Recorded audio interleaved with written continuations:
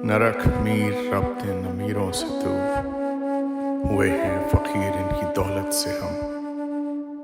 मौसम आया तो नखले दार पे मीर सरे मंसूर ही कबार आया।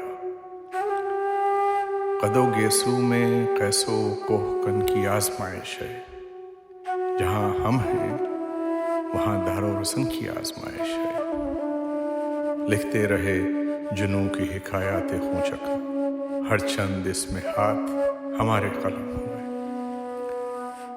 खंजर कहीं चले पतड़पते हैं हम अमीर, सारे जहां का दर्द हमारे जिगर में है।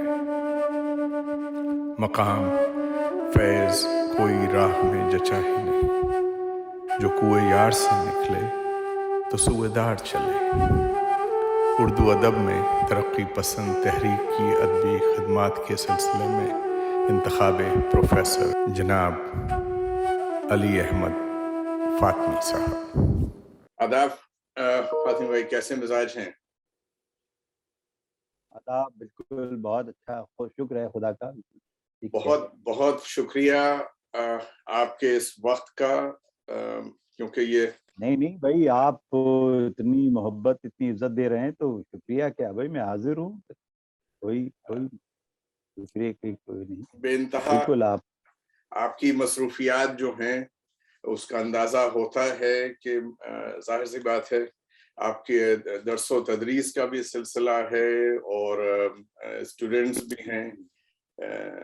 अदब के सिलसिले अलग हैं, तरक्की पसंद तहरीक के सिलसिले जो हैं उस पर आज बड़ी उम्मीद है शेर हासिल गुफ्तगू होगी आपके साथ। मैं कुछ हाजिर हूँ। कुछ इरादा ये भी है कि मंत्रों पे भी कुछ वक्त एक 5-10 मिनट गुफ्तगू में आ जाएं। जी जी लेकिन देखिए, जो हमारा आपका सिलसिला था वो जोश से शुरू हुआ, मुलाकात हुई जी। और फिर पढ़तें खुलती गईं और पता चला कि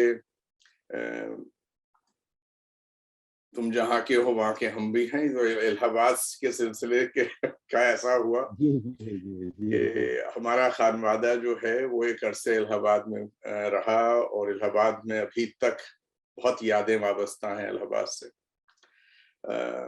तो फातिमा भाई, क्या अच्छा हो आज कि देखिए आपका तालीमी सिलसिला जो है वो इलाहाबाद यूनिवर्सिटी से है। उसके बाद जो पीएचडी का सिलसिला अब्दुल हलीम शरर साहब जो हैं बहैसियत नावल निगार, और उसके बाद आप वापस आए इलाहाबाद में और फुल फ्लैश प्रोफेसरशिप। एक तवील आपका करियर है, लेकिन इसका आगाज शुरू जहां से होता है वहां से अगर ले चलें सिलसिले को कि क्या खानवादा शुरू से इलाहाबाद ही से मुंसलिक रहा या उससे पहले भी कुछ सिलसिला, कम से कम 1-2 पुश्त तो पीछे चले? हाँ जरूर जैदी साहब, मैं कुछ जरूर अर्ज करना चाहूँगा कि मेरे वालिद बल्कि मेरे दादा और परदादा इलाहाबाद से 30-32 किलोमीटर के फासले पर एक फूलपुर तहसील है। वहाँ उनकी जमींदारी थी, जायदाद, खेत, बाग ये सब थे उनके, और बड़े अच्छे, बड़ा एस्टेब्लिशमेंट बहुत अच्छा था। फिर हमारे दादा दो भाई थे, तो परदादा ने उन दो भाइयों को एक जायदाद फूलपुर पे दी और एक जरा सा हटकर और लालगंज, लोदीपुर ये सब गांव था, वो आराजी हमारे दादा को दी। और वहीं फिर हमारे वालिद तक फिर वो पहुंची। मेरा मेरी जो पैदाइश है वो लालगंज एक गांव अब भी है, वो छोटी मोटी जमींदारी थी वालिद की, सब वहीं पैदा पैदा हुआ मैं लालगंज में। मैंने लिखा भी है कहीं अपने छोटे मोटे मजमून में। लेकिन जमींदारी के चले जाने के बाद हालात बहुत जब अच्छे नहीं रहे और कुछ जमीन जायदाद के झगड़े शुरू हुए, तो वालिद ने ये देखा, हम लोग 3 भाई हैं बल्कि 4 भाई। एक सबसे बड़े भाई तो पार्टीशन के फौरन बाद पाकिस्तान चले गए, फिर वहीं उनका इंतकाल भी हो गया। اس کے بعد ہم لوگ 3 بھائی ہیں جن میں میں سب سے چھوٹا ہوں، اور والد نے یہ دیکھا کہ اب یہ ذمہ داری چلی گئی، وہ روب داب وہ ساری چیزیں نہیں رہیں، تو وہ کچھ مقدمے بھی، بڑے باپ سے مقدمے یا جیسے ہوتا ہے دیہاتوں میں اکثر، تو سب چل پڑے۔ تو انہوں نے میری میری ماں کو ہم تینوں بھائیوں کے ساتھ ڈسٹرکٹ اناؤ کے ایک قصبے صفی پور میں بھیج دیا۔ ہمارا ننیہال شیعہ مسلک کا تھا، ہماری نانی، ہمارا پورا ننیہال۔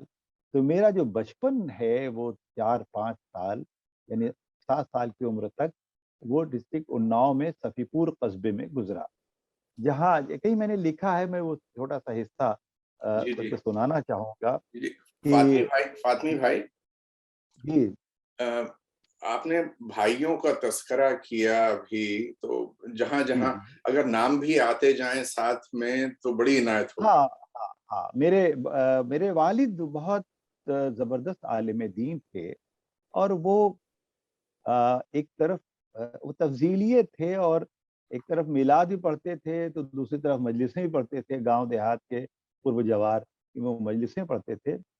لیکن پھر ہم لوگ 3 بھائی ہیں، علی حسن فاطمی، علی اصغر فاطمی، اور میں سب سے چھوٹا علی احمد فاطمی۔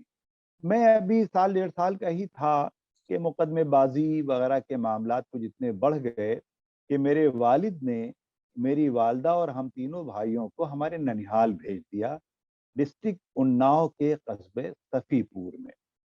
وہاں بھیج دیا، اور جب تک اور خود گاؤں چھوڑ کر شہر میں آ گئے، اور وہاں بچوں کی تعلیم وغیرہ، تعلیق وغیرہ کا کام کرنے لگے۔ تو میری ابتدائی تربیت والدہ کے علاوہ نانی اور خالہ کے زیر سایہ ہوئی۔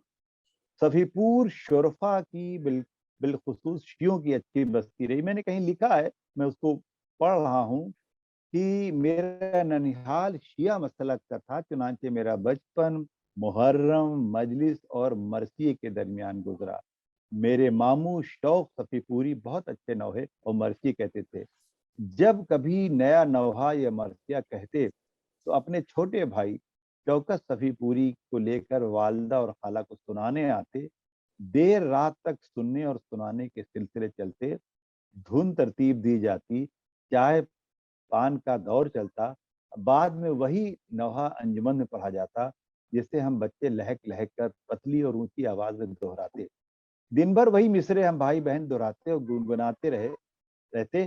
ایک مصرع تو آج بھی یاد ہے کہ جز گلے باغ نبی یہ گل کھلا سکتا ہے کون۔ سبحان تو اللہ۔ یہ، ہاں، یہ بچپن کی باتیں ہیں بہت ساری۔ ایک شیعہ تہذیب اور شیعہ ماحول میں، مجلس میں، ماتم میں، محرم اور پرچم کے سائے میں ہمارا بچپن گزرا۔ تو کیونکہ ہمارا ننیحال شیعہ، ددیحال سنی، اور سنی بھی تفضیلی، ابا مجلس میں پڑھتے تھے، تو بڑے ملے جلے ماحول میں ہم بڑے ہوئے۔ پھر جب ابا نے ایک چھوٹا سا کرائے کا مکان لیا اور ہم تینوں بھائیوں کو، والدہ کو الہ آباد بلا لیا، اور پھر ہم لوگوں کا الہ آباد میں یہاں اسکولوں میں نام لکھایا گیا۔ تو میرا نام بھی جس اسکول میں لکھایا گیا پہلا، وہ یادگار حسینی انٹر کالج، اس وقت تو ہائی اسکول ہی تک تھا، لیکن تو وہاں بھی ایک شیعہ ماحول ملا۔ رانی منڈی محلے کے پاس ہم لوگ کو کرائے کا مکان ملا، وہ بھی شیعوں کا ہی محلہ کہلاتا، اور آج بھی۔ تو غرض کی اسی ماحول میں پھر والد یہ الہ آباد دائروں کا شہر ہے، دائروں کے بچوں کو پڑھانے جاتے تھے، تو دارا شاہ اجمل نے 12 اوقات میں ہم لوگوں کو نعت پڑھوانے بھی لے جاتے تھے، ترنم سے نعت سچ کراتے تھے، پڑھاتے تھے۔ غرض کی، اچھا، اس سے زیادہ اثر میں نے اپنی والدہ سے لیا۔ والدہ جو جونپور کی تھیں، ان کا مائکہ جونپور کا تھا، بہت پڑھا لکھا خاندان، لیکن وہ اسکول کی تعلیم ان کی کوئی نہیں تھی۔ اردو فارسی بہت اچھی جانتی تھیں، اور جب ہم لوگ الہ آباد میں بسے تو میں 6-7 برس کا تھا، تو محلے میں ایک لائبریری تھی، مجھے وہاں بھیج بھیج کے نذیر احمد کے ناول، راشد الخیری کے ناول، ڈپٹی نذیر احمد کے ناول، اور اے آر خاتون کے ناول، کرشندر کے ناول، یہ سب مجھ سے منگواتی تھیں۔ تو ہر 10 دن 15 دن پہ ناول لے آتے، لے جاتے۔ سینکڑوں نام تو مجھے ازبر ہو گئے، والدہ کی وجہ سے. اور وہ میں دیکھتا تھا کہ میں 8-10 برس کا تھا تو محلے کی عورتیں آ جاتی تھیں اور والدہ نذیر احمد اور راشد الخیری کے ناول پڑھ کے ان کو سناتی تھی تو ہم لوگ بھی سنتے تھے. تو بچپن سے ہی علم و ادب کا. والد فارسی بہت اچھی جانتے تھے، عربی عالم دین تھے، گھر میں مذہبی ماحول تھا، میلاد بھی ہوتا تھا، مجلسیں بھی ہوتی تھیں ہمارے ہاں. ایک مشترکہ ایک کمپوزٹ کلچر ریلیجن والا ایسا عجیب و غریب ماحول.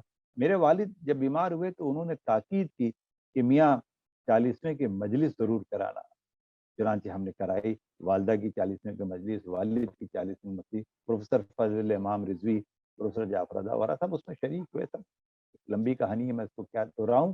فاطمی بڑے بھائی، ملے جلے. فاطمی بھائی آپ کا قطع کلام ہو رہا ہے. والدہ کا نام اگر آ جائے. والدہ میری عابدہ خاتون ان کا نام تھا، اور صفی پور میں جو خالہ رہتی تھی ان کا نام ساجدہ خاتون تھا. اور وہ سلام اور نوحے بڑی پاٹدار آواز میں پڑھتی تھیں. تو نوحے پڑھنے کا جو اثر بعد میں ہم لوگ بھی پڑھتے تھے. ایک انجمن امامیہ ہم نے وہاں قائم کی صفی پور میں، لہک لہک کے ہم لوگ پڑھتے تھے.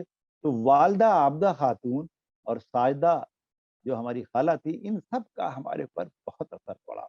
خاص طور پر والدہ جو ناول اور کتابیں منگواتی تھیں اور لے آتی تھیں، تو وہیں سے مجھے فکشن کی طرف شوق جو میرا پیدا ہوا وہ والدہ کی وجہ سے پیدا ہوا. سچ پوچھیے صحیح صحیح. وہیں جب میں الہ آباد میں، پھر ابا نے کرائے کے مکان چھوڑ کر ایک اور جگہ ایک نیا مکان خریدا، اس میں ہم لوگ منتقل ہوئے.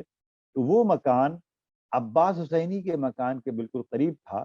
یہ وہ عباس حسینی ہیں جو جاسوسی دنیا اور رومانی دنیا شائع کرتے تھے. ابن صفی کے ناول وہ شائع کرتے تھے. تو ہم لوگ ابن صفی کے ناول کی طرف پھر پڑھنے کی طرف آئے، اور دیوانہ وار ابن صفی کے ناول پڑھتے تھے. تو بلکہ اس پہ میں نے میری پٹائی بھی ہوئی، مار بھی کھائی کہ سب ناول پڑھتے رہتے ہو. والد 2-2 3-3 4 اخبار منگاتے تھے. گھر میں خاتون و مشرق اور کھلونا اور 20ویں صدی جیسے رسالے آتے تھے.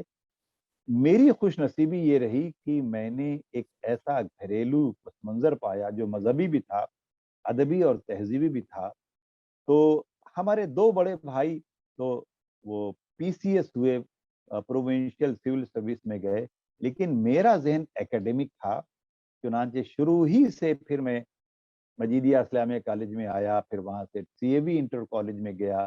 ہمیں اساتذہ ایسے ملتے رہے کہ مجھے ڈیبیٹ اور ڈرامہ اور بیت بازی وغیرہ کا شوق نوجوانی سے ہو گیا. اور پھر یہ سب پاس کرتے کرتے جب میں سن 1970-71 میں الہ آباد یونیورسٹی میں پہنچا ہوں بی اے سال اول میں، تو اس وقت شعبہ اردو بڑے بڑے اساتذہ سے بھرا پورا تھا. یعنی اردو تنقید کا مایہ ناز نام، بلند ترین نام احتشام حسین اس وقت صدر شعبہ اردو تھے. ڈاکٹر مسیح الزماں صاحب تھے، ڈاکٹر سید محمد عقیل صاحب تھے، اور لوگ تھے.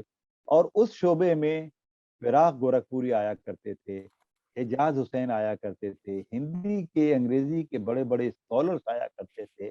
مجھے یاد ہے کہ 1969 میں جب غالب کی سینٹنری پوری دنیا میں منائی جا رہی ہے تھی، تو شعبے نے بھی منائی اور ایک یادگار غالب نمبر نکالا جس میں ہندی کے لوگوں کے بھی مضامین، انگریزی کے لوگوں کے مضامین، اردو والوں کے ہی. احتشام صاحب کا میں آخری شاگرد ہوں. اس طرح سے کہ جب بی اے پارٹ 2 میں پہنچا اور ایک تقریری مقابلہ ہوا، تو مجھے موضوع بھی یاد ہے آج تک کہ مذہب کے بغیر تہذیب کھوکھلی ہوتی ہے. اب کسی کو فار میں بولنا تھا، کسی کو اگینسٹ میں، اور احتشام صاحب اس کے چیف گیسٹ تھے. تو اس میں میری فرسٹ پوزیشن آئی. تب احتشام صاحب نے مجھ سے پوچھا کہ آگے کا کیا پروگرام ہے.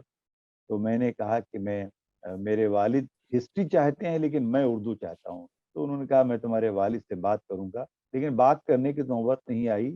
ہسٹری میں میرے بھائیوں نے نام لکھا دیا، احتشام صاحب نے مجھے ہسٹری سے اردو میں منتقل کرا لیا.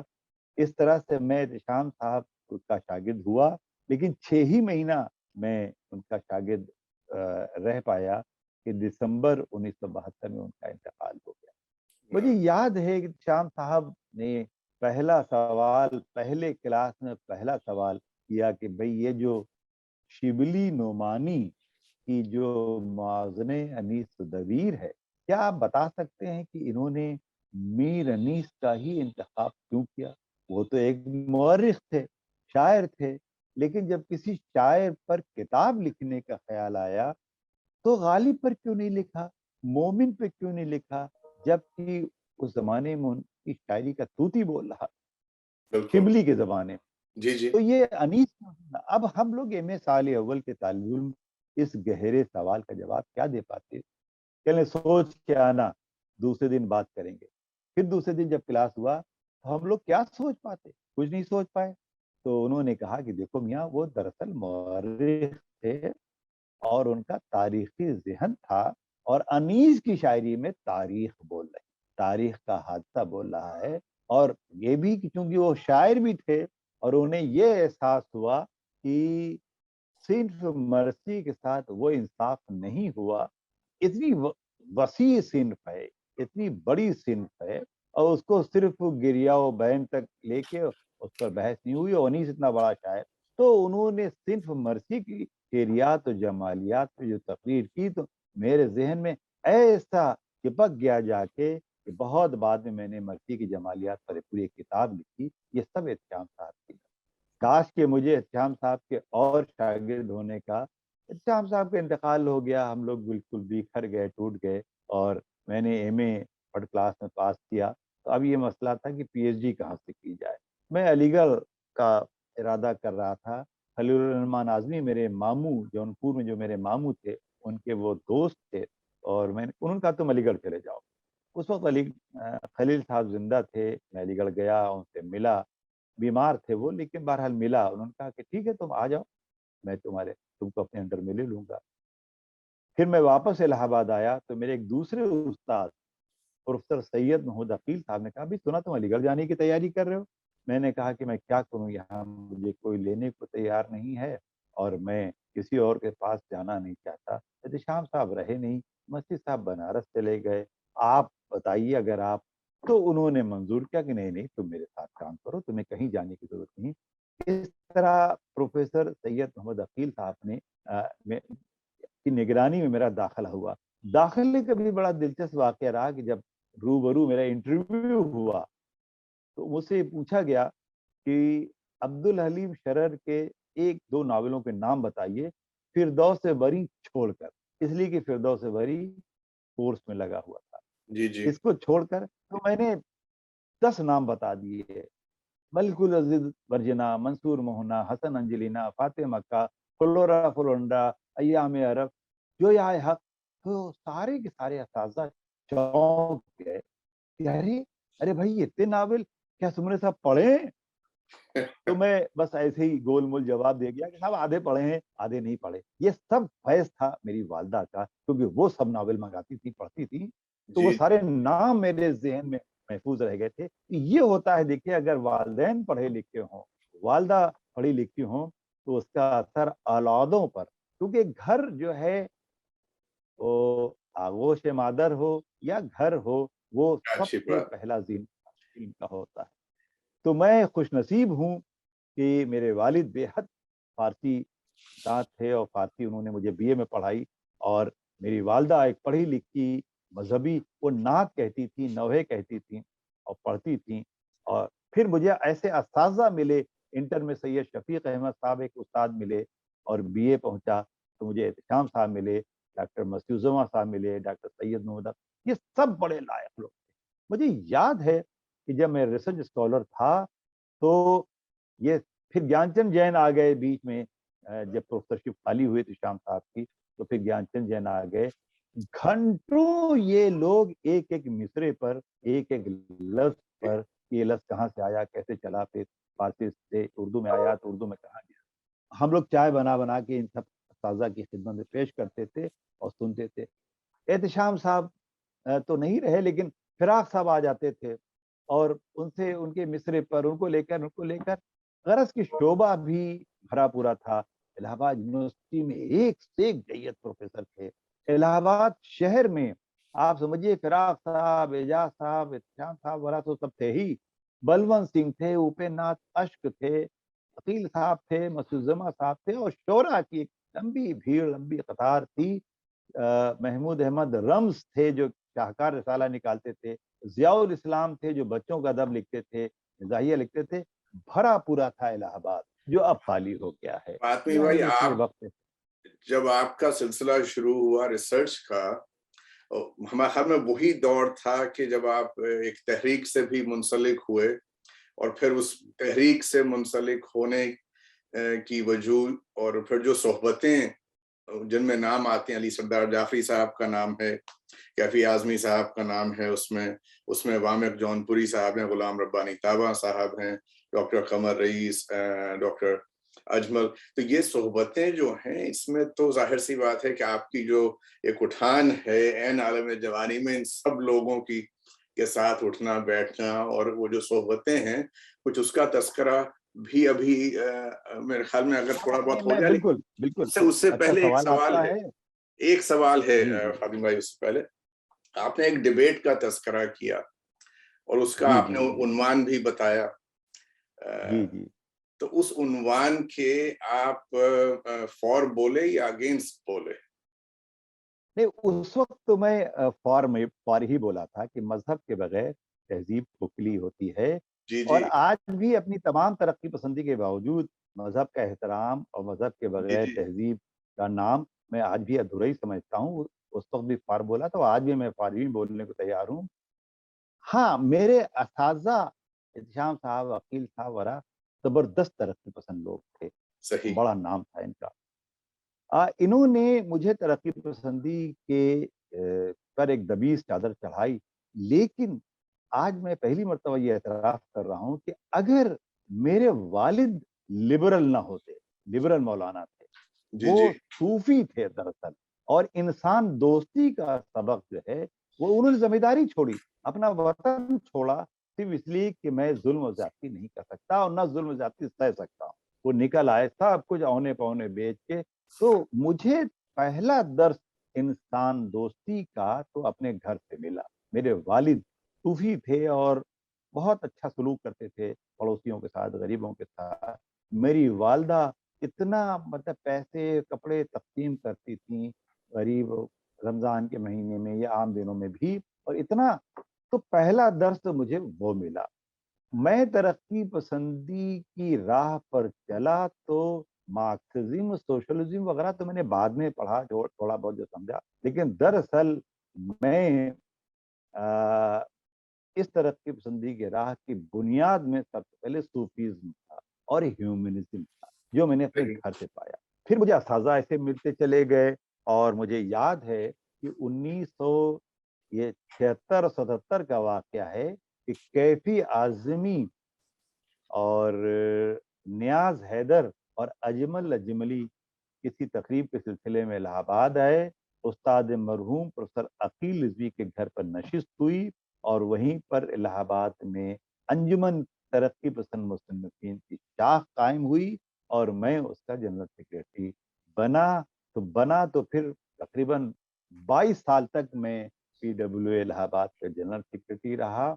और मैंने जैसे अर्ज़ किया कि ड्रामा और डिबेट और कल्चरल एक्टिविटीज़, सही। बैतबाज़ी, मुशायरा, ये सब में बहुत आगे-आगे था।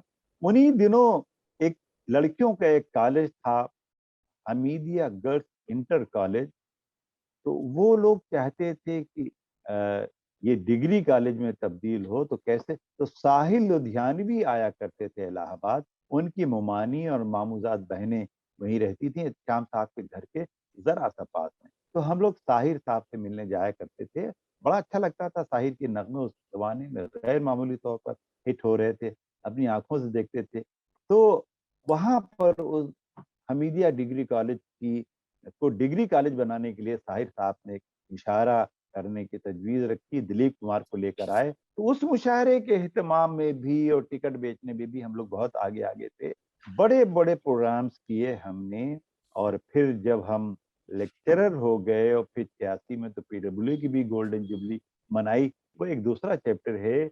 बहरहाल मैंने अकील साहब की निगरानी में एक तरफ अब्दुल हलीम शरर के नावलों पर पीएचडी का मकाला पूरा किया, तो दूसरी तरफ मैं अंजुमन तरक्की पसंद मुसन्निफीन से वाबस्ता हो गया। अब धीरे धीरे धीरे मैं सोशलिज्म को भी और मार्क्सिज्म को भी समझने की कोशिश करने लगा और एक तालमेल बैठने लगा ह्यूमनिज्म सूफीज्म। और मुझे तो हसरत मोहानी का वो जुमला याद आता है कि जो इस्लाम में मसावात का तस्करा है और शिद्दत से जोर है, वो सब मुझे सोशलिज्म वगैरह में मिला। तो बहुत सारे लोग यानी फैज ही कहते थे कि हमारे सबसे पहले कॉमरेड तो हमारे सूफी हैं, और वहीं से वो भी लेकर आए क्योंकि अरबी से एमए कर रखा था उन्होंने। तो फातमी इस भाई, तरह से फिर वो माहौल बनता चला गया। जी। फातमी भाई बड़ा आपका हिस्सा रहा है, बड़ी खिदमात हैं और बड़ा काम आप कर रहे हैं, और एक तवील सिलसिला है किताबों का। चंद किताबें जो हैं वो हमारे बैकग्राउंड में हैं। तरक्की पसंद तहरीक, सफ़र दर सफ़र है ये, इकबाल और इलाहाबाद है, कुल्लियात अली सरदार जाफरी, मर्सिये की जमालियात। अभी आपने अपने तारुफ में जिस तरह से के तारुफ कराया वालदैन का, वालदा का, और तो दो तीन चीजें जहन में आती हैं कि देखिए, जहां अगर मिलाद का सिलसिला न हो किसी घर में, तो वहां मजलिस का क़याम तो हो नहीं सकता, क्योंकि सिलसिला तो वहीं से शुरू हुआ ना। तो आपका जो ये माहौल है, ये तो बड़ा बड़ा एक रिच आपको एक माहौल मिला माशाल्लाह से। जी, जी, जी, अ, जी, कोई शक नहीं। क्योंकि हमारी जो बुनियाद है, जहाँ तक मज़हब का ताल्लुक है, अ, वो बुनियाद जहाँ पे है, अल्लाह, अल्लाह का रसूल, किताब, वो चीज़ें तो बुनियादी हैं। बाकी जो हैं वो तो देखिए, वो तो एक तहरीक का नाम है, जिसे बाद में हाईजैक कर लिया गया वगैरह वगैरह, तो उसे छोड़ते हैं उस सिलसिले को। अ, आपने एक जगह लिखा, ज़ाहिर सी बात है कि सज्जाद ज़हीर साहब जो हैं वो तरक्की पसंद तहरीक के बानी। अ, इसमें सर सैयद अहमद खान साहब का जो है सिलसिला, एक जगह आप लिखते हैं कि साहब इज्तमालियत और इश्तराकियत जो है वो शायद उस चार्टर में नहीं थी। कुछ फरमाइए इस पे आपके क्या कमेंट्स हैं कि अगर थी तो बहुत अच्छी बात है, अगर नहीं थी तो क्या ये बात को शामिल हुई चार्टर में, या शुरू से सज्जाद ज़हीर साहब का जो चार्टर था और सर सैयद अहमद खान साहब का वो एक था? देखिए, पहले तो दोनों के माबैन एक बुनियादी फ़र्क को समझ लें हम लोग कि उर्दू अदब में 2 बड़ी तहरीकें हैं। एक सर सैयद तहरीक या अलीगढ़ तहरीक और दूसरे तरक्की पसंद तहरीक। दोनों साइंसी फ़िक्र को लेके चली, रोशन ख़याली को लेके चली और तालीम की तरफ ताक़ुल पसंदी या तफ़क्कुर पसंदी को लेके चली। लेकिन सर सैयद एक की तहरीक एक तालीमी और इस्लाही तहरीक थी, जिसने शेर व अदब को मुतासिर किया, और तरक्की पसंद तहरीक खालिस अदबी तहरीक थी, जिसने माशरे को मुतासिर किया। इस फ़र्क को हमको समझना चलना चाहिए। सर सैयद के दौर तक मार्क्सिज्म वगैरह का इस तरह का कोई मामला नहीं था। वो उस तरह के शायद होता भी तो उस तरह से लेके नहीं चलते, क्योंकि वो दौर दूसरा था। 19वीं सदी के रेनेसां के बाद का दौर था। वो सिर्फ़ तालीम चाहते थे, और ये जो रवायत पसंदी, फरसुदा पसंदी थी, जकड़बंदी थी, इसके वो खिलाफ भी थे, और उन्होंने इसकी बहुत सारी चीज़ लिखी भी हैं। रोशन ख़याली, साइंसी अप्रोच, अंग्रेज़ी पढ़ो, साइंस पढ़ो, सब कुछ पढ़ो, सारा दिया। ये 20वीं सदी, अब दोनों के बीच वो 19वीं सदी की तहरीक है, ये 20वीं सदी की तहरीक। 20वीं सदी तक पहुँचते-पहुँचते हमारे पास बहुत सारे उलूम, फ़नून आ गए, तर्जुमे आ गए, दुनिया में मार्क्सिज़्म का दौर-दौरा आ गया। 1917 का इन्क़िलाब आ गया, वर्ल्ड वार्स आ गईं, सारी चीज़ें आ गईं, और उसको जो बनाने वाले बुनियाद गुज़ार हैं, वो सब बरतानिया में बैठे हुए सब देख भी रहे हैं। और वर्ल्ड कॉन्फ्रेंस में पेरिस में जो हो रही है 1935 में, वहाँ जा भी रहे हैं, उसमें शिरकत भी कर रहे हैं। उससे पहले वो 1932 में अंगारे जैसी किताब भी लिख रहे हैं। तो इनके यहाँ एक सरकशी है, एक एहतजाज है, एक बगावत फरसुदा रवायात से, और मज़हबी जो गलबा है, फरसुदगी है, उसके खिलाफ पूरा अंगारे एक तरह से मंशूर है। तो इस फ़र्क को समझना चाहिए कि वो 19वीं सदी की एक तहरीक है और एक ख़ास तालीमी और इस्लाही तहरीक है। اور یہ 20ویں صدی کی تحریک ہے جس کو ہمارے سجاد ظہیر اور ملک راج آنند اور لندن میں بیٹھے ہوئے جن لوگوں نے کیا وہ اس کی بنیاد ڈالی. یہ سب مارکسسٹ تھے، یہ سب کوئی شک نہیں. لیکن ہندوستان میں آ کر جب یہاں کے ماحول کو سمجھا بوجھا، یہاں کی تاریخ کو، یہاں کی تہذیب کو، یہاں کی روایات کو، کلچر کو، تو ہرگز اس پر زور نہیں دیا کہ جو مارکسسٹ ہو وہی ترقی پسند ہے. انہوں نے گاندھیائی فکر کے لوگوں کو بھی لیا، حیات اللہ انصاری جیسے لوگ بھی تھے، انہوں نے حسرت موہانی کو بھی لیا، انہوں نے مولانا جو سلیمان ندوی تھے ان کو بھی لیا، انہوں نے بھائی پریم چند کو بلایا. پریم چند تو اس وقت تک کوئی مارکسسٹ تھے بھی نہیں، وہ تو جی 32 کے بعد تھوڑا سا ان کے اندر تھوڑا آیا. وہ تو سمپل سے وہی آدمی تھے، جس طرح سے لکھ رہے تھے ایک طرح سے. اچھا انہوں نے عبدالحق کو بلایا، سب کو بلایا، اور سب تو کوئی مارکسزم. اور سجاد ظہیر نے اگر یہ سمجھداری نہ کی ہوتی تو اتنا بڑا مومنٹ پھر کھڑا نہ ہوتا ہے. کیونکہ ہندوستانی معاشرہ بنیادی طور پر مذہبی معاشرہ ہے. لندن کا اور ہو سکتا ہے، پیرس کا اور ہو سکتا ہے، لیکن ہندوستانی معاشرہ بنیادی طور پر مذہبی معاشرہ ہے. اس لیے انہوں نے مارکسسٹ ہونے کی، کمیونسٹ ہونے کی شرط نہیں لگائی. یہ بڑی عقل مندی کی. اگرچہ وہ خود مارکسزم کے اور سبھی لوگ اس وقت قائل تھے اس کے. آپ سجاد ظہیر کی روشنائی کتاب پڑھ ڈالیے، علی سردار جعفری کی ترقی پسند ادب پڑھ ڈالیے، وہ ان بزرگوں کا جائزہ لے رہے ہیں. حالی کا، شبلی کا، سر سید کا، اقبال کا ترقی پسند ادب لکھ رہے ہیں جو ہمارے سردار جعفری، اور ان سب کو اپنا رہنما بنا رہے ہیں. سجاد ظہیر تو ذکر حافظ جیسی کتاب لکھ رہے ہیں، حافظ رومی تک پہنچ کے کہہ رہے ہیں یہ سب ہمارے ترقی پسند اجداد ہیں. اور ہم نے تو صرف اتنا کیا کہ جو انسان دوستی کی روایت ان بزرگوں کے ذریعے، آپ پیغمبران سخن پڑھے ہیں علی سردار جعفری کی، جس میں کبیر ہیں، نذیر ہیں، غالب ہیں، میر ہیں، یہ سب کو لیا اور آ کے رک گئے اور کہا کہ ہم نے صرف ایک پلیٹ فارم بنا دیا انسان دوستی کی روایت کو، اور اس طرح ہم ان کے آگے ہو گئے. ورنہ کبھی ان لوگوں نے یہ دعویٰ نہیں کیا کہ ترقی پسندی ہماری ہم نے اپنے مضمون میں وہ اشعار بھی لکھے جو میر تقی میر کے. آپ نے کوٹ کیا ہے غالب کو، امیر جی مینائی ہاں، کو کیا، ظاہر سی جو بات سب ہے. کیا وہ بہت سب تھا. وہ غالب پر جتنا اچھے کام ترقی پسندوں نے کیے وہ تو جدیدیوں نے بھی نہیں کیے، جبکہ وہ ان کو سب سے بڑا شاعر مانتے تھے. کہ کوئی کتاب آپ ایک انیس ناگی کو چھوڑ کے مجھے بتا دیجئے کہ کسی جدید ادیب نے باقاعدہ غالب پر کوئی تشریح کرنا، شرح کتاب لکھنا، تصحیح لکھنا اور بات ہے، لیکن تنقید کی کتاب نہیں ملتی. خیر ایک الگ بحث ہے. تو ہمارے ترقی پسند بزرگ، میں دیکھیں وہ اقبال. فاطمی بھائی، دو جی جی شعر غالب کے آپ نے کوٹ کیے. اردو ادب میں ترقی پسند تحریک کی ادبی خدمات کے عنوان جی جی سے، جی اور بڑے اچھے لگے کہ قدو گیسو میں قیسو کوہکن کی آزمائش ہے، جہاں ہم ہیں وہاں دار و رسم کی آزمائش ہے. جی جی جی. اور اس کے بعد دوسرا شعر آپ نے کوٹ کیا کہ لکھتے رہے جنوں کی حکایات خوں چکا، ہر چند اس میں ہاتھ ہمارے قلم ہوئے. اور تو یہ ساری چیزیں، میں تھوڑا سا آپ کو ایک مثال دیتے ہیں. آپ گفتگو بہت ہی عالمانہ ہے اور یہ بہت بڑے نام ہیں جن کا تذکرہ آپ فرما رہے ہیں اس وقت. ہمارا تعلق جو ہے وہ آٹوموٹیو انجینئرنگ اور انڈسٹریل انجینئرنگ کے شعبے سے ہے.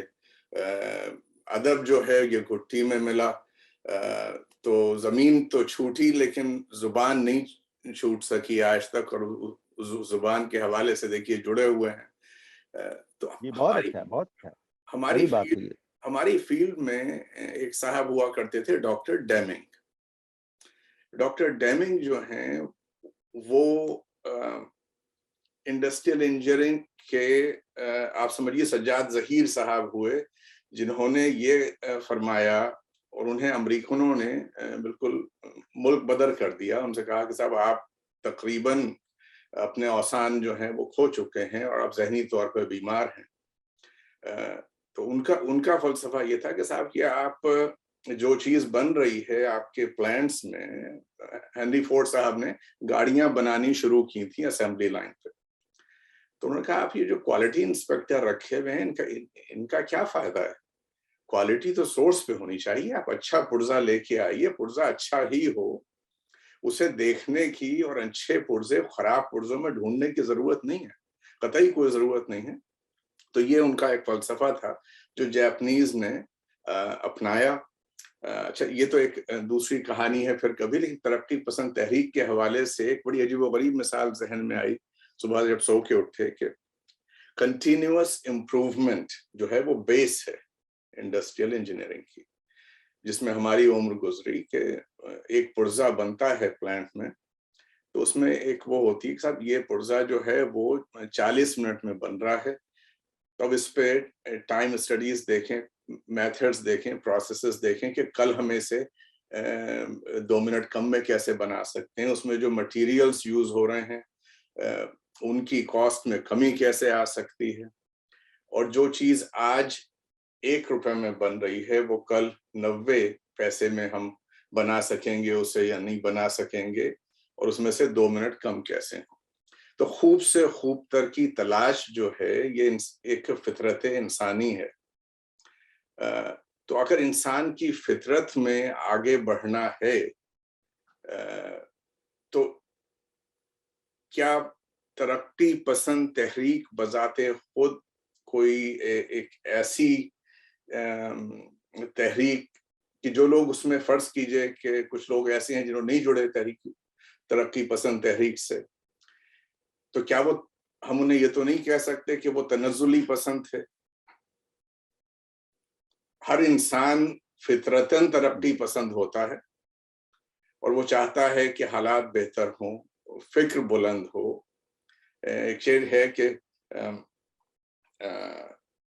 سوچ آگے بڑھے تو بات بنے، صرف عمر رواں سے کیا حاصل۔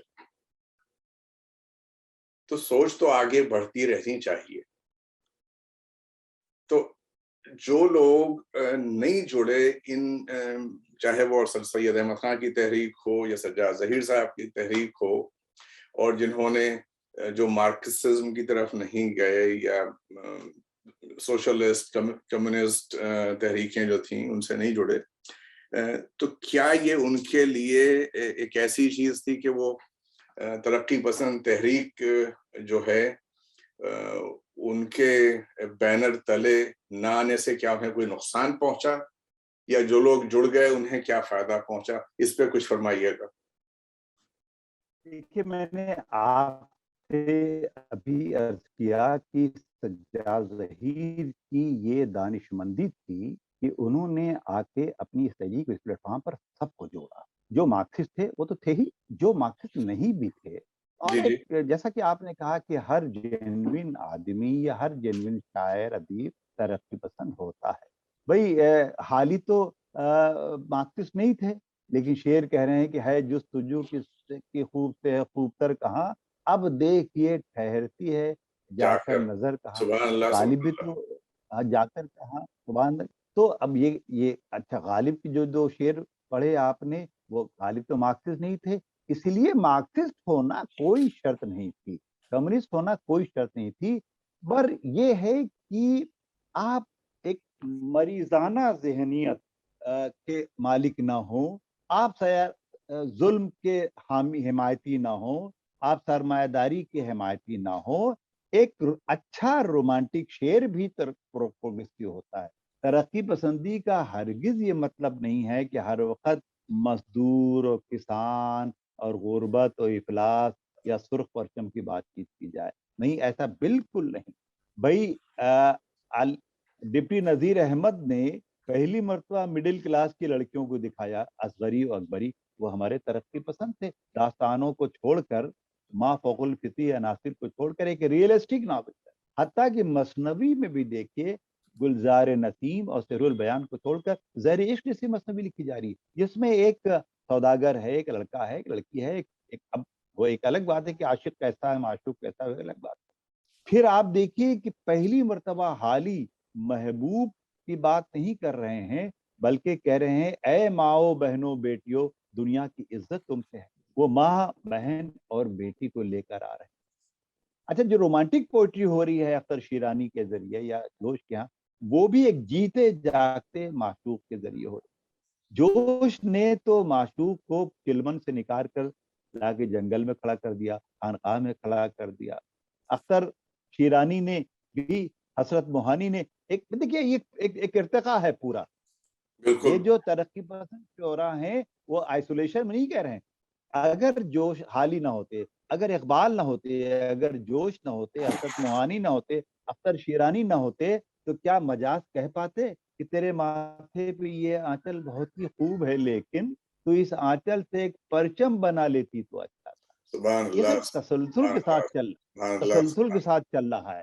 حسرت موہانی جو خالص رومانی غزل کے شاعر ہیں, وہ تیرا کوٹھے پہ ننگے پاؤں آنا یاد ہے. آپ سوچ سکتے تھے کہ 10-20 سال پہلے کوٹھا اور ننگے پاؤں اور دوپہر کی دھوپ کا ذکر آ سکتا تھا کہیں لکھنؤ کی غزل؟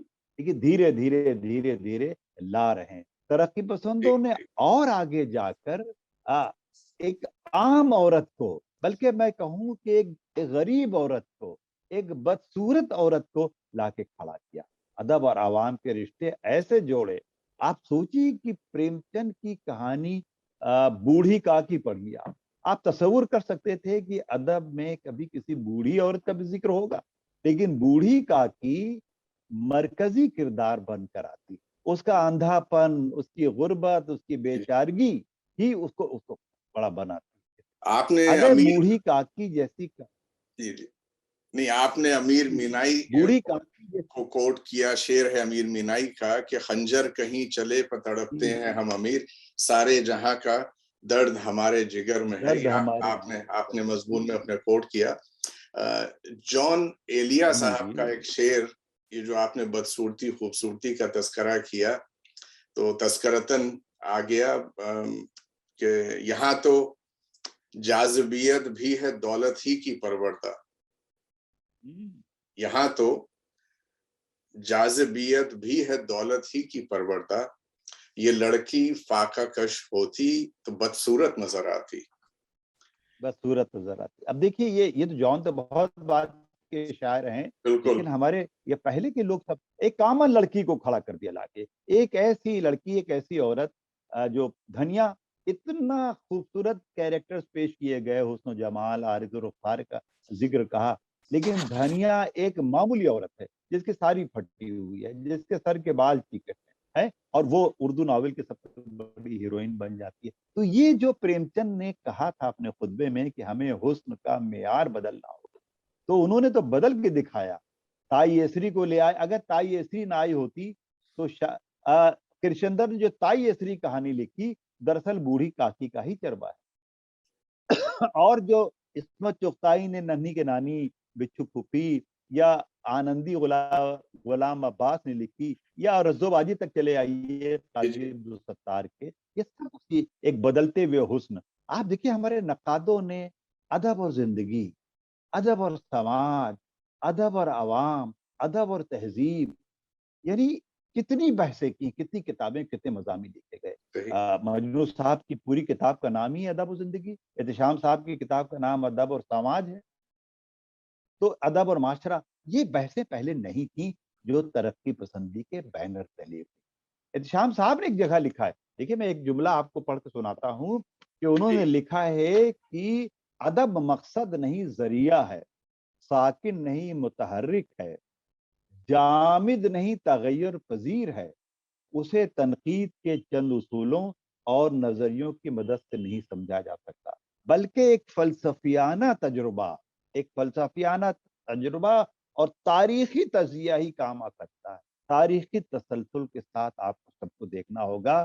اور مارکسسٹ نقادوں نے یہ زور دیا کہ جو جدلیاتی مادیت ہوتی ہے, یہ ٹکراؤ ہوتا ہے تہذیبوں کا, اس کے اصولوں پر ادب کی پرواہ کریے. تو آپ اسے, ہم کہتے ہیں سب کو نہ مانیے آپ, لیکن ابھی جان کا آپ نے شعر سنایا, اور کتنے شعر ایسے ہیں اب کہ جو سماجی رشتوں میں بندھے ہوئے ہیں, کتنا. تو یہ ایک کیا پلٹ ہوئی, ادب کا جمالیاتی شعور بدلا, ادب اور سماج کے رشتے بدلے, اور یہ سب ہم نے اپنے بزرگوں سے سیکھا. چنانچہ ہم نے پہلا کام اپنا نذیر اکبر آبادی پر کیا. جب میں پہلی ملازمت کرنے گیا آگرے میں سینٹ جانس کالج میں, تو وہاں نذیر سے میرا سابقہ پڑا. تو میں نے کہا رہی تو نذیر جیسا عوامی شاعر ہے ہی نہیں, اور ہم نے ادب اور عوام پر بات ہی نہیں کی. عوامی شاعری فوک پوئٹری ہم نے چھوڑ دیا, ہم نے سارا اپنا فوک لٹریچر چھوڑ دیا, ہم نے تو خسرو کو بھی نہیں اپنایا ٹھیک سے, ہم نے جائزی کو چھوڑ دیا, ہم نے نہ جانے کبیر کو چھوڑ دیا, نتیجہ کہ نقصان ہو گیا, اور ہم نذیر کو بھی چھوڑنے تیار تھے. تو ہم نے اس طرح کی بحثیں کرنی شروع کر دی, اور ہم نے اپنے ترقی پسند بزرگوں سے بھی ڈیفر کیا کہ اسے ایک رومانی شعر آ گیا. جیسے مجھے ایک واقعہ یاد آ رہا ہے کہ ترنم ریاض ہمارے یہاں ایک ناولسٹ تھی, بیچاری ادھر کووڈ میں ختم ہو گئی, ان کا ایک ناول آیا مورتی, جو خالص رومانی ناول, میں نے اس کی بڑی تعریف کی, مجھے بہت پسند آیا. قمر رئیس نے مجھے فون کر کے کہا کہ بھائی تم کو اس میں کیا خاص بات نظر آئی, اتنا اچھا. تو میں نے کہا صاحب آپ ایک رومانی ناول کو ترقی پسند کیوں نہیں کہہ سکتے؟ ایک شعر آپ پڑھتے ہیں, ایک تربناکی ہوتی ہے, ایک خوشگوار فیلنگ ہوتی ہے, وہ خود اپنے آپ میں ترقی پسند ہے. ہر وقت تو آپ افلاس کی اور مزدور کسان کی بات نہیں کر سکتے. تو انہوں نے اس کو تسلیم کیا. تو ہمارے ہاں رومان ہرگز الگ نہیں ہوا ہے, معشوق ہرگز الگ نہیں ہوا ہے پوری ترقی پسند شاعری. آپ فاطمی دیکھیے بھائی, فیض کیا بھی ہے, یہ الگ بات ہے. جی نہیں آپ کا قطع کلام ہوتا ہے, ہم صرف کوئی بات بہت ایک اچھا فلو ہے, چل رہا ہے, اسے اس میں بیچ میں ڈسٹرب نہیں کرنا چاہیے. فیض صاحب کا آپ نے نہیں شعر کوٹ کیا کہ نجات دید و دل کی گھڑی نہیں آئی, چلے چلو کہ وہ منزل ابھی نہیں آئی, وغیرہ وغیرہ. یہ ایک سلسلہ ہے پورا. جان ایلیا کا ایک اور شعر, ابھی آپ نے جس ریفرنس سے, تو ہم نے کہا ایک شعر اور پڑھتے ہیں ان کا, کہ آج رشتوں میں بندھا ہوں تو کھلا ہے مجھ پر, بندھا ہوں تو کھلا ہے مجھ پر, آج رشتوں میں بندھا ہوں تو کھلا ہے مجھ پر, کیوں پرند اڑ نہیں پاتے ہیں پروں کے ہوتے, کیوں یہ کتنا پرند اچھا شعر ہے, واہ. اڑ نہیں پاتے ہیں پروں کے ہوتے. پروں کے ہوتے. بڑی بڑی بڑی کمال کی غزل ہے, لیکن اس وقت بات ہو رہی ہے. تو دو شعر جو ہیں وہ کرشن بہاری نور صاحب کے ہیں, کہ پردے دیر و حرم اب تو اٹھا دے یارب, پردے دیر و حرم اب تو اٹھا دے یارب, ہو چکا جتنا تماشا وہ تماشا ہے بہت. یہ اور ایک اور شعر ان کا ہے کہ اس تشنا لب کی نیند نہ ٹوٹے دعا کرو, اس تشنا لب کی نیند نہ ٹوٹے دعا کرو, جس تشنا لب کو نیند اس تشنا لب کی نیند نہ ٹوٹے دعا کرو, جس تشنا لب کو خواب میں دریا دکھائی دے. واہ واہ واہ, جس تشنا لب کو خواب میں دریا دکھائی دے. کیا فرمائیے گا, یہ ان شعروں کو کہاں رکھیں گے آپ ترقی پسند فکر کے؟ بالکل بالکل بالکل جناب, یہ ترقی پسندی صفت حسن صاحب نے کہا تھا ایک بار کہ اب تحریک ہو یا نہ ہو, ترقی پسندی ادب کی فضا میں تحلیل ہو چکی ہے. اب ہر نیا شاعر, ابھی یہ تو جان تو پھر بھی تھوڑے سینئر ہیں, ابھی جو کووڈ پھیلا تو پھرا مار کے نظمیں آ گئی کووڈ پر, پورا ناول آ گئے, افسانے آ گئے. تو اب تو ادب اور زمین کے, ادب اور سماج کے رشتے اتنے گہرے ہو چکے ہیں کہ جدید سے جدید شاعر بھی اس سے اپنے آپ کو الگ نہیں کر سکتا. اب شاعر اپنے زاویے سے اپنے طور پر کہے. میں نے اپنے طور پر ایک کام یہ کیا عدیل صاحب, کہ سردار جعفری پر, کیفی پر, مجروح پر تو میں نے کام کیا ہی, لیکن میں نے اپنے کلاسیکل شاعروں میں بھی ترقی پسندی تلاش کی. جیسے نذیر اکبر آبادی پر میں نے کام کیا جب میں آگرے میں تھا, تو نذیر پر کام کیا. اور اس کے علاوہ میں نے عبدالحلیم شرر کے ناولوں پر تو خیر میری پی ایچ ڈی ہی ہے. اور اس کے علاوہ میں نے ترقی پسند مرثی کے جمالیات جیسی کتاب میں نے لکھی, کہ مرثیہ جیسی کلاسیکی اصناف میں ترقی پسند عناصر کیسے آ سکتے ہیں, کہ کس طرح ہمارے ترقی پسند شاعروں نے حضرت امام حسین کے کیریکٹر کو ایک ریلیجس ہیرو کے بجائے ایک سوشل ہیرو کے طور پر پیش کیا. یہ بھی ایک ترقی پسندی کا جوش کا تو پورا مرثی سی بھی ٹکا ہوا ہے. اور میں تو کہتا ہوں جدید مرثی کی بنیادی سی پڑی ہوئی ہے, جو بین اور گریہ کے ساتھ ساتھ مزاحمت, احتجاج اور پروٹیسٹ کی سب ساری باتیں کرتا ہے. تو پوری کلاسیکل پوئٹری کو اب کھنگالنے کی ضرورت ہے، اور لوگوں نے کھنگالا۔ میر تقی میر پر مجروح صاحب مضمون لکھ رہے ہیں، نذیر اکبر آبادی پر احتشام صاحب مضمون لکھ رہے ہیں، اکبر الہ آبادی پر سید محمد عقیل مضمون لکھ رہے ہیں کہ ہماری یہ کلاسیکل پوئٹس یہ سب ترقی پسند تھے۔ اکا دکا چھوڑ دیجیے، ایک الگ بات ہے، اور ترقی پسندی کا اتنا ہی پھیلاؤ ہے جتنا زندگی کا پھیلاؤ۔ تو یہ ٹھیک ہے، کچھ لوگ کمیٹڈ ہوتے ہیں، کچھ اس طرح کمیٹڈ نہیں ہوتے، لیکن ہم سب ہمارے ساتھی ہیں، ہم سب ترقی پسند شعراء کے ساتھ لے کے چلنے والے لوگ۔ ہم دیکھیے صرف خلاف ہیں مریضانہ ذہنیت کے، ہم بالکل خلاف ہیں بالکل سامراجیت کے، ہم خلاف ہیں ماضی پرستی کے، اندھ وشواس کے، ہم تو اس کے خلاف ہیں۔ اور یہ مخالفت تو ہر پڑھا لکھا آدمی کرے گا، جو بھی لکنگ فارورڈ ہے، جو بھی پازیٹیو سوچ رکھتا ہے، چاہے وہ کمیونسٹ ہو یا نہ ہو۔ کمیونسٹ ہونا کوئی شرط، دیکھیے میں کمیونسٹ نہیں ہوں، میں فاطمی بھائی مارکسزم کو پسند کرتا ہوں۔ فاطمی بھائی ترقی پسند تحریک کا چارٹر چاہے جہاں بھی لکھا گیا ہو، اگر جوش صاحب کی رباعیات کو دیکھا جائے تو ہمارے خیال میں تو 8-10 رباعیات تو ایسی ہیں جو کہ شاید بنیاد میں شامل ہوں ترقی پسند تحریک کی۔ انہوں نے فرمایا ایک جگہ کہ بندوں سے جو ایک بار ملتا ہوں گلے، اللہ کے 100 بار سلامات ہیں۔ اللہ بندوں کے سے 100 بار سلامات۔ جو ایک ہمارا بار مذہب بھی ملتا تو ہوں یہی گلے، کہتا ہے۔ اللہ کے 100 بار سلامات ہیں۔ انہوں نے یہ بھی کہا کہ تحقیق و تجسس کی مذمت نہ کرو، پارینہ روایات کی حرمت نہ کرو۔ اس کے باقی مصرے چھوڑ دیتے ہیں، لیکن یہ 4 مصرے جوڑ صاحب کے ہیں۔ اس کے بعد آپ کا میں چاہوں گا کہ اس پہ کچھ کامنٹس ہوں کہ جب عمر لگے گی جاویدانی ہم کو، جب سجدہ کرے گی بے قرانی ہم کو، اس منزل آخری میں حاصل ہوگی اپنے اعضاء پہ حکمرانی ہم کو۔ تو یہ بہت جوڑ اچھا، بہت صاحب اچھا۔ جو ہیں یہ دیکھیے کس زمانے میں 70-75 سال پہلے کی رباعیات ہیں، اور کیا لکھ رہے ہیں۔ ارے بھائی، جو صاحب تو پھر بھی نظم کے شاعر ہیں، اقبال فراق تو پورے کے پورے غزل کے شاعر ہیں، اور اپنے ایک شعر میں کہہ رہا ہے کہ حاصل حسن و عشق بس ہے یہی، آدمی آدمی کو پہچانے۔ سبحان اور اللہ۔ تیرا فراق تو اس حاصل حسن و عشق بس ہے یہی، آدمی آدمی کو پہچانے، اور تیرا فراق تو اس دم تیرا فراق ہوا جب ان سے پیار کیا میں نے جن سے پیار نہیں۔ آپ سوچیے کیا، جب ان سے پیار کیا میں نے جن سے پیار نہیں۔ تو بھائی یہ تو ہمارا مذہب بھی کہتا ہے کہ جو حق العباد ہے، حق اللہ تو ایک بار معاف بھی کر دے گا، لیکن حق العباد جو ہے وہ معاف نہیں کرے گا۔ کہ آپ مسجد میں تو آپ 10 بوری سیمنٹ دے رہے ہیں، اور بغل میں اگر آپ کا پڑوسی بھوکا ہے اور آپ 1 بوری بھی آٹا نہیں دے رہے ہیں تو 10 بوری پہ لعنت ہے اس سیمنٹ پر، بالکل بیکار چلی جائے گی اگر آپ کے پڑوس میں بھوکا ہے۔ تو یہ تو مذہب بھی کیا ہمارا اچھی کہہ رہا مثال، ہے، کیا اچھی مثال دی آپ نے، سبحان اللہ سبحان اللہ۔ آپ بالکل بیکار ہے۔ تو یہ تو ہمارا یہ بہت اسی لیے حضرت موہانی اپنے آپ کو اشتراکی مسلم کہتے تھے، صوفی مسلم کہتے تھے کہ بھئی ہمارے، اور کہتے تھے کہ مساوات سے ہی سوویت لفظ بنا ہے، کہ سوویت روس جو کہتے تھے۔ اب وہ خیر اس پر بحث ہوتی رہتی تھی۔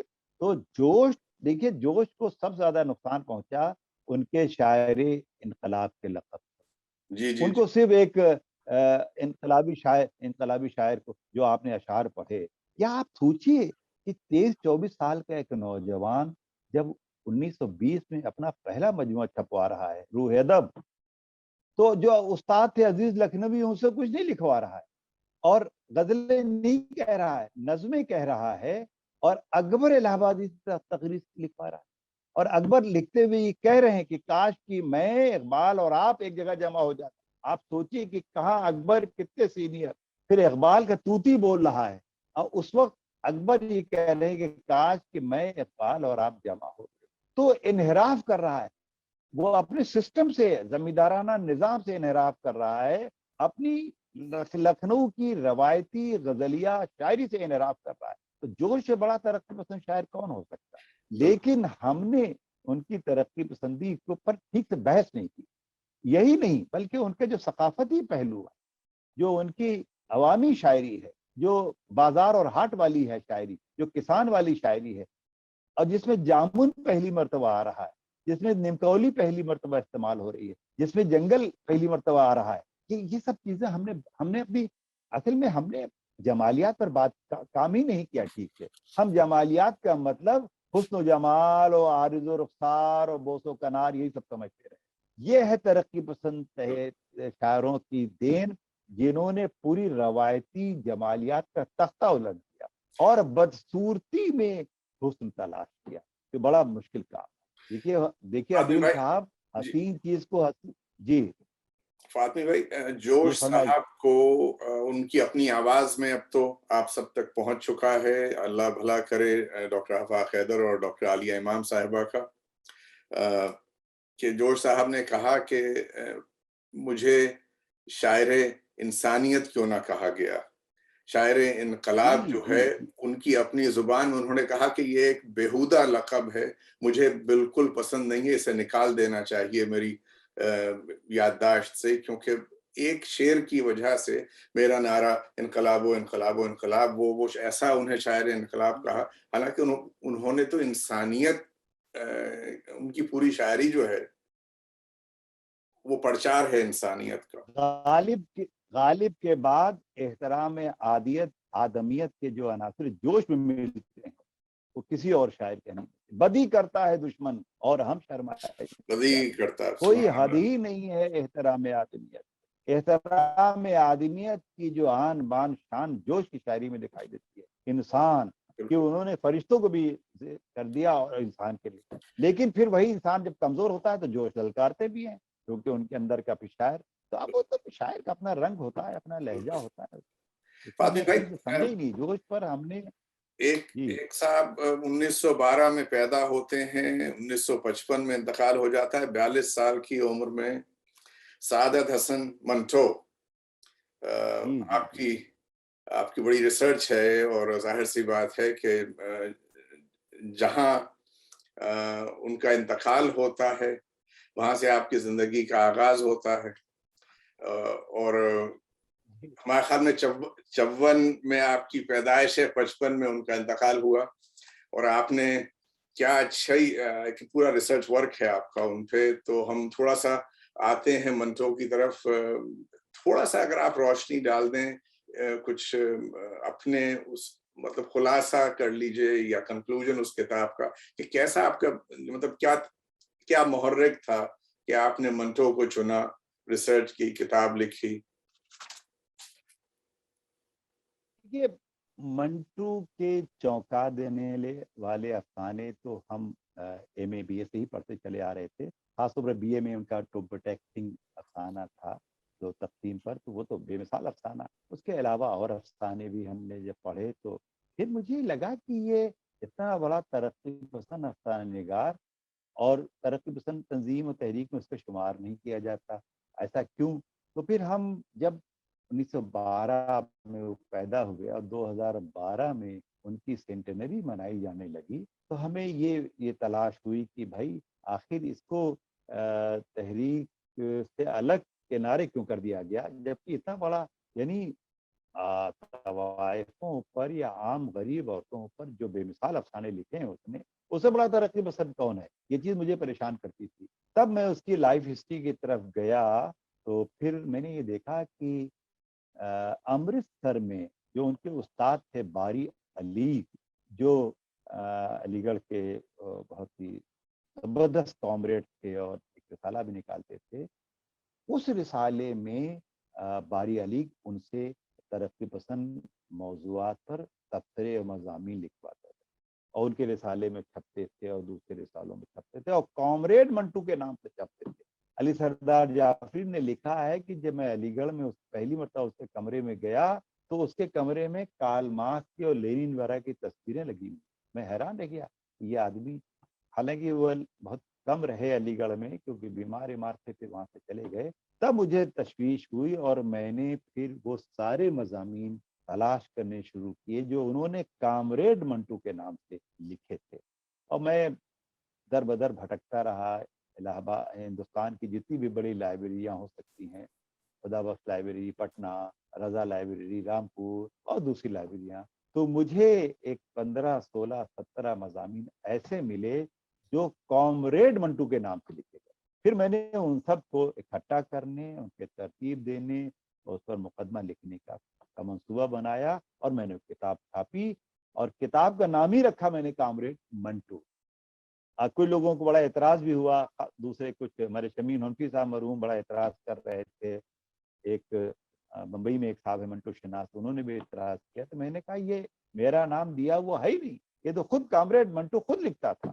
تو اس طرح سے میں منٹو کو سب سے بڑا ترقی پسند افسانہ نگار مانتا ہوں، اور اردو کا بھی بہت بڑا افسانہ نگار ہے۔ یعنی پریم چند کے بعد اگر مجھے ترقی پسندوں میں منٹو، اچھا سبھی مانتے ہیں، کیونکہ اس کی جو تکنیک تھی وہ بہت عجیب و غریب تھی، وہ اینٹی کلائمیکس والی تکنیک تھی کہ ایک برے سے برے آدمی کے اندر سے خوبی تلاش کر لینا، اور اچھے سے اچھے آدمی کے یہاں برائی نکالنے کی۔ یہ بابو گوپی ناتھ جیسی کہانی لکھ رہا ہے کہ عیاش آدمی ہے لیکن ایک نیک جذبے کے تحت ایک طوائف کی کو بیٹی بنا کے شادی کرتا ہے اور اس سے رخصت کرتا ہے، اینٹی کلائمیکس۔ اور بڑی دلچسپ بات ہے، جب لحاظ چھپی منٹو عصمت چغتائی کے 1942 میں، اور اس پر مقدمہ چلا، تو اس قدر پسند کیا کہانی کو منٹو نے، اور وہ اپنی بیوی کے کہنے پہ عصمت کو مبارکباد دینے گیا، تو دونوں ایک دوسرے سے بات چیت ٹھیک سے نہیں کر پائے، اتنے شرمیلے تھے منٹو۔ لیکن ان کی کہانیوں میں دیکھیں کیا، یعنی انہوں نے یہ کہا کہ ہر عورت طوائف نہیں ہوتی، لیکن ہر طوائف ایک عورت ضرور ہوتی۔ اب کیا کہتے ہیں بات! وہ بڑا فحش لکھا، اور ننگاپن اصل میں ننگاپن ہمارے خود اپنے احساس و شعور میں ہوتا ہے، کہانیوں میں نہیں ہوتا۔ جس طریقے سے اس کو انہوں نے، ایک آدھ کہانی تو ان کی ہو سکتی ہیں فحش، لیکن باقی میں سب، آپ کا ٹھنڈا گوشت ہو یا کالی شلوار ہو یا کھول دو ہے، اس میں کوئی ہرگز، یہ اردو کی کیا، منٹو کی کیا، اردو کی بہترین کہانیوں میں سے ایک ہے۔ تو میں منٹو کا بہت ایکسپرٹ تو نہیں ہوں، لیکن یہ ضرور ہے کہ منٹو کی صدی کے موقع پر میں نے ایک چھوٹا سا یہ کام کیا کہ ان کے بکھرے ہوئے مضامین، ہم ان کو صرف افسانہ نگار سمجھتے تھے، لیکن انہوں نے تبصرے، اداریے، سب اس کو میں نے اکٹھا کر دیا، اور ایک میری پسندیدہ کتابوں میں سے وہ ایک کتاب ہے کہ جیسے میں نے کوئی نئی چیز پیش کر دی منٹو کے لیے، اس کی بڑی پذیرائی ہوئی، اور آپ نے بھی شاید پسند کیا، تبھی آپ کو بالکل سوال بالکل۔ کر رہے فاطمہ بھائی، یہ کتاب جو ہے اگر کوئی منگانا چاہے، کیسے یہ کتاب حاصل ہو سکتی ہے؟ ہیں۔ یہ میرا خیال ہے کہ میرے ایک شاگرد نے اس کی کمپوزنگ کی تھی، وہ کمپوزنگ اگر محفوظ ہے، میں پتہ لگاتا ہوں، وہ اگر کمپوزنگ محفوظ ہے تو میں PDF بنا کے آپ کو بھیج سکتا ہوں، بڑی بڑی نوازش، جو بڑی بھی کرم، یہ شکل مطلب بھیجنی ہے۔ نہیں وہ اگر، اچھا یہ کامریڈ منٹو وہاں سے بھی چھپی ہے، پاکستان سے بھی چھپی ہے، کراچی میں بھی، وہ پروفیسر جعفر احمد جو کراچی یونیورسٹی کے میں تھے، انہوں نے کتاب وہاں پاکستان سے چھپوائی ہے، فکشن ہاؤس سے یا کہاں سے مجھے یاد نہیں آ رہا ہے، لیکن چھپی ہے کتاب وہاں کی۔ ٹھیک۔ تو آپ کو تو وہیں مل جائے گی آپ کی کتاب، اگر آپ ذرا سا ہم دیکھیں۔ آج ہی بات کریں گے صاحب کراچی سے، اور دیکھیے کوشش کرتے ہیں کہ کسی صورت وہ کتاب جو ہے۔ ہاں، اور نہیں آپ نہ ہو تو پھر ہم دیکھتے ہیں یہاں، اگر ہمارے طالب علم میں اس کو محفوظ رکھا ہے تو وہ میں آپ کو بھیج سکتا ہوں، PDF بن کے آپ کیا تک اچھی پہنچ بات ہے۔ سکتی ہے۔ اچھا، اس تمام تذکرے میں ابھی حال ہی میں جو حادثہ ہوا، اور آپ کی شریک حیات جو ہیں وہ جدا ہوئی ہیں آپ سے، اللہ انہیں غریق رحمت کرے اور ان کے درجات بلند فرمائے۔ آپ فرمائیے کہ یہ کچھ کب ملاقات ہوئی، کون سا سن تھا جب یہ سلسلہ جو ہے، ذرا اس طرف آ جاتے ہیں 2 منٹ کے لیے؟ ہاں ضرور۔ ارے بھائی ملاقات کیا، وہ میرے خاندان کی ہی تھیں، اور میرے چچیرے بھائی کی لڑکی تھیں، اور وہ میری ایک طرح سے بھتیجی تھی۔ میں نے زندگی میں کبھی سوچا بھی نہیں تھا کہ وہ میری بیوی بن جائیں گی، جو لڑکی بھتیجی ہے اور چچا مجھے کہتی تھی، تو وہ اس سے شادی کا کوئی تصور بھی نہیں تھا۔ لیکن میری والدہ نے، میری بھابھی جو چچیرے بھائی کی بیوی تھی، وہ جو مجھے بہت پسند کرتی تھی میری ایکٹیویٹیز کو اور ہنسی مذاق. وہ گھر میں بھی جیسے شادی ہو رہی ہے تو اس میں گانا گایا جا رہا ہے, ڈھولک پہ قوالی ہو رہی ہے, یہ پیروڈی ہو رہی ہے.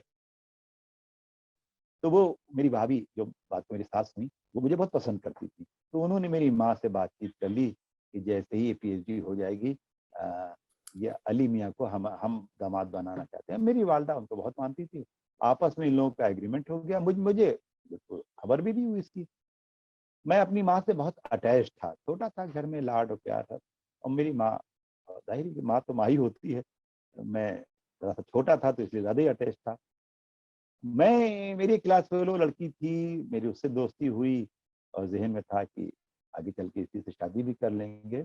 لیکن جب یہ راز کھلا کہ میری ماں اور میری بھابھی نے یہ رشتہ جو اپنی لڑکی سے طے کر دیا ہے, تو ایک دن میری ماں نے مجھ سے کہا کہ بھائی ہم تو مختار کی بیوی کو زبان دے چکے ہیں, ان کی لڑکی سے تمہارا رشتہ.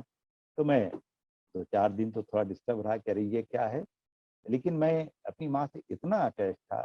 پھر میں اپنے استاد پروفیسر عقیل رضوی کے پاس گیا اور کہا کہ یہ مسئلہ ہے, آپ بتائیے. انہوں نے کہا فاطمی تم ایک مڈل کلاس کے آدمی ہو اور وہ لڑکی بہت ہائی فائی ہے, وہ اپر کلاس کی ہے, تم پڑھنے لکھنے والے آدمی ہو, جہاں ماں کہہ رہی ہیں وہاں شادی.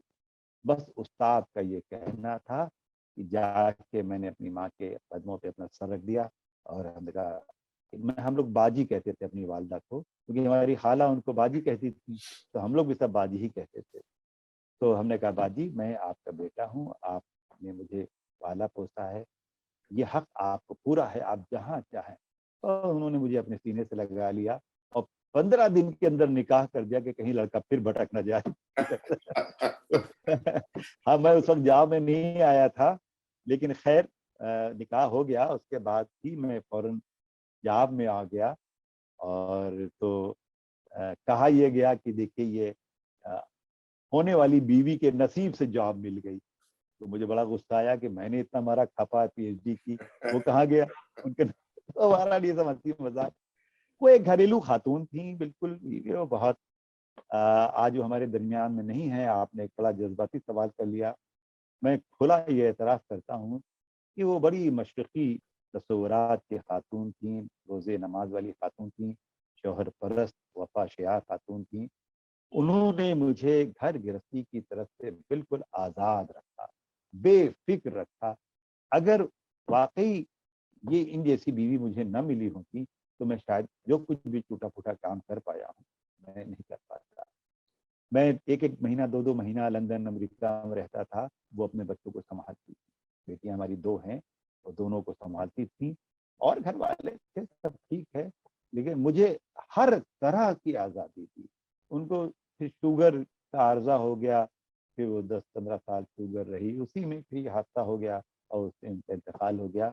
آج میں ان کی بڑی کمی محسوس کرتا ہوں, لیکن پھر یہی سوچتا ہوں کہ وہ چاہتی تھی کہ میں خوب پڑھوں لکھوں کام کروں. تو میں اب زیادہ دگنی طاقت سے ریٹائر بھی ہو گیا ہوں, وقت بھی میرے پاس ہے, تو اپنی دگنی طاقت سے پڑھ لکھ رہا ہوں کہ شاید میں اس بہانے اپنی بیوی کو ٹریبیوٹ پیش کر سکوں کہ دیکھو تم نے جس راہ پہ مجھے لگایا ہے میں اس راہ پہ آگے بڑھ رہا ہوں. کیا بات ہے فاطم بھائی.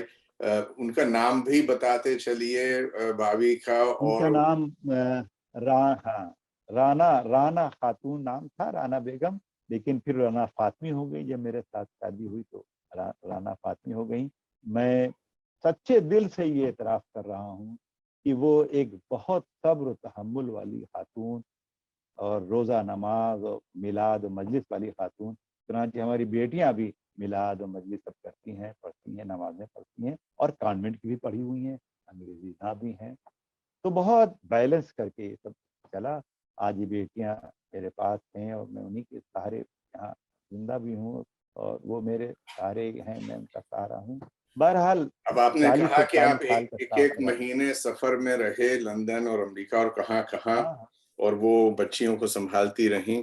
تو ایک مصرع اس وقت ہے, پورا شعر تو ذہن میں نہیں, عبیداللہ علیم بھائی کا کہ چلو شام ہوئی اب گھر کو چلو, اصل خزانہ گھر میں ہے. تو بیٹیوں میں کے عدیل صاحب ایک بات اور کہوں کہ میں ہمارے بعض तरक्की पसंद जो हैं वो कलम और कागज की हद तक तो तरक्की पसंद रहे, लेकिन अमली जिंदगी में बात नहीं भी रहे। लेकिन मैं अपनी अमली जिंदगी में भी तरक्की पसंद रहा। बेटियों को बेटों की तरह पढ़ाया, बीवी को हर तरह की आज़ादी दी, कभी हिसाब किताब नहीं, पैसा है तो तनख्वाह है, जो जैसा वो, मगर वो बड़ी किफ़ायतशार घर गृहस्थी वाली खातून थी। एक बार जब मेरे दिल में एतमाद बैठ गया तो मैंने कभी जिंदगी में उनसे हिसाब किताब नहीं लिया, ना मैंने उस तरह की खिदमत कराई जैसे बाज मर्द या शौहर कराते हैं, सर दबा रहे हैं, कपड़े पे प्रेस करवा रहे हैं, जूते पे पॉलिश करवा रहे हैं। ये मेरी तरक्की पसंद फिक्र के सब खिलाफ था। मैंने जब जो कैफी का मिसरा है कि उठ मेरी जान मेरे साथ ही चलना है तुझे, क्या मैंने बात, उनको बिल्कुल अपना हम सफर और हम कदम और हम अमल माना। मैंने कभी उनको कमजोर औरत नहीं समझा, कमजोर बीवी नहीं समझा। जब तक सेहत साथ दिया तब वो मेरे साथ सफर में भी रहती थी। फिर वो खुद ही बच्चों की वजह से इनकी तालीम और तरबियत की वजह से कम हो गया धीरे धीरे, फिर अलालत में भी घेर लिया। मैं अपने नफ्स के आगे शर्मिंदा नहीं हूँ कि मैंने अपनी बीवी के साथ कोई ऐसी, अरे ऐसे तो मियाँ बीवी में टुन फुन कुछ न कुछ हो ही जाता है, लेकिन कभी भी नहीं मैंने क्या अपनी बात, बीवी को पूरा मर्तबा दिया, पूरा एक औरत एक बिल्कुल हम सफर वाला रुतबा। ये खुदा गवाह है, मैं ईमानदारी से बात क्या आपको। बात। फातिमा भाई, बच्चों का तारुफ भी करा दें और नामों हाँ के साथ। मेरी हाँ मेरी दो बेटियां हैं, और दोनों चूंकि ऑपरेशन से हुई तो फिर हमने बेटे का ख्याल छोड़ दिया। बड़ी बेटी का नाम है नायला फातिमी और दूसरी बेटी का नाम एंजेला फातिमी है। दोनों कॉन्वेंट की पढ़ी हुई हैं, एमए एमएड वगैरह सब किए हुए हैं। दोनों की शादी हो चुकी है। रिटायरमेंट के बाद एक फ्लैट ले लिया था तो उस फ्लैट में हम लोग रह रहे हैं। बीवी की यादें तो हैं ही, जिंदगी भर रहेंगी, बहुत लेकिन अल्लाह बहुत का शुक्र, बेटियां बेहद है, इंतहाई बहुत तरक्की दुआएं, की हैं। बहुत दुआएं बहुत ही सबको। बच्चों अपने एक नवासे से मुलाकात हुई, बच्चों को भी नाम बता दें। बड़ी बेटी का जो अभी नवासा है वो बड़ा है, तारिम सीख फातिमी, उसका तारिम नाम है उसका। फिर एक बेटी है सारा, और फिर एक छोटा नवासा है हाशिम, उसका नाम है। अगर आप कहें तो मैं उनको बुला भी लूँ, आप एक झलक चाहे तो उनकी अगर देख भी सकते। ऐसा हो जाए तो क्या क्या अच्छा हो। ये मेरी बड़ी बेटी है नायला फातिमी, जी और माशाल्लाह। ये हाँ एंजेला फातिमी है मेरी छोटी बेटी है, और ये मेरे दोनों साथी हैं। और ये मेरी नवासी है सारा, सारा फातिमी है। और छोटा बेटा तो वहाँ खेल रहा है, इन्होंने कहा अपने बच्चों से मिलाइए, हमें दिखाइए। तो माशाअल्लाह मैं बहुत जी, खुश हूँ अपनी बेटियों से। बस दिली इनकी दुआ है जीती कि रहें, अल्लाह इनको जीती बस रहें, खुशियाँ दे। जीती रहें, खुश रहें, सेहत सलामती के साथ हाँ रहें जी हमेशा। जी जी यही दुआएं हैं। और बहुत बस अब बहुत आप, हाँ मौका मिले तो आप हिंदुस्तान आइए तो हमें भी खिदमत का मौका मिले, इन रूबरू फिर मुलाकातें हों तो मजा आए फिर बिल्कुल अच्छा होगी, लगता बिल्कुल होगी। दुआ में याद रखें फातिमी भाई, बहुत आपका वक्त लिया। है। जी जी जी, अल्लाह बहुत इसी अच्छा तरह लगा, बहुत आपको अच्छा लगा। मसरूफ रखे, और आप अपने बच्चों के साथ हंसी खुशी हमेशा इसी तरह रहें, और बातचीत के बहुत सिलसिलों में तकलीफ देते रहेंगे। फी मान अल्लाह। हाँ हाँ बहुत, खुदा फी मान हाफिज, खुदा अल्लाह। खुदा हाफिज। हाफिज। न रख मीर रब्ते अमीरों से तो हुए हैं फ़कीर इनकी दौलत से हम। मौसम आया तो नखले दार पे मीर सरे मंसूर ही कबार आया। कदो गेसू में कैसो कोहकन की आजमाइश है। जहाँ हम हैं वहाँ दारो रसन की आजमाइश है। लिखते रहे जुनू की हिकायात खूंचक, हर चंद इसमें हाथ हमारे कलम हुए। खंजर कहीं चले पतड़पते हैं हम अमीर, सारे जहां का दर्द हमारे जिगर में है। मकाम फैज कोई राह में जचा ही नहीं, जो कुए यार से निकले तो सुएदार चले। उर्दू अदब में तरक्की पसंद तहरीक की अदबी खिदमात के सिलसिले में इंतखाब प्रोफेसर जनाब अली अहमद फातमी साहब।